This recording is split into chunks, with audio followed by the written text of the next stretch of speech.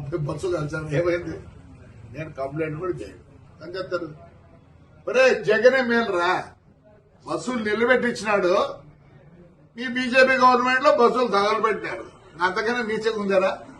ఏమైంది? 300 పోతేనే ఆ పొద్దు ఏడ్చలే, దీనికి ఏడుస్తాను నేనా?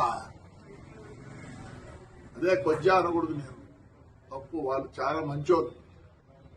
దానికన్నా తగ్గు ఏదైనా ఉంటే ఆ మాట వాడతాం. మీకు నాకు తెలియాలి తగ్గు మాట. I don't want insult third gender. I give lot of respect to them. కాసి ఏం చేసుకున్నావురా? ఏం చేసుకున్నారులే?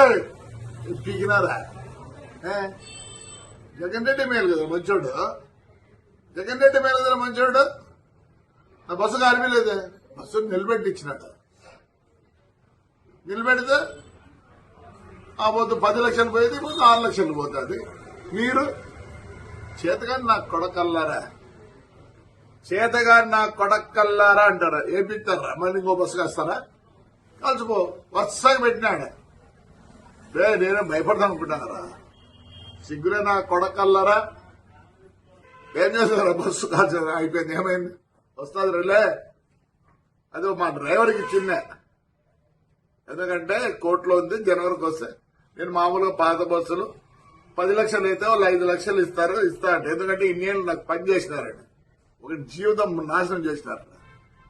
ఏమైందిరా? చెప్తేనే థర్డ్ జెండర్ గా తగ్గు నా కొడుకులు. సాక్షార్ కొడుకు కాదని కాలినాక బస్సు అంతా ఆ హీటు పైన పడేది. ఓ షార్ట్ సర్క్యూట్ రాసుకునే రాసుకో.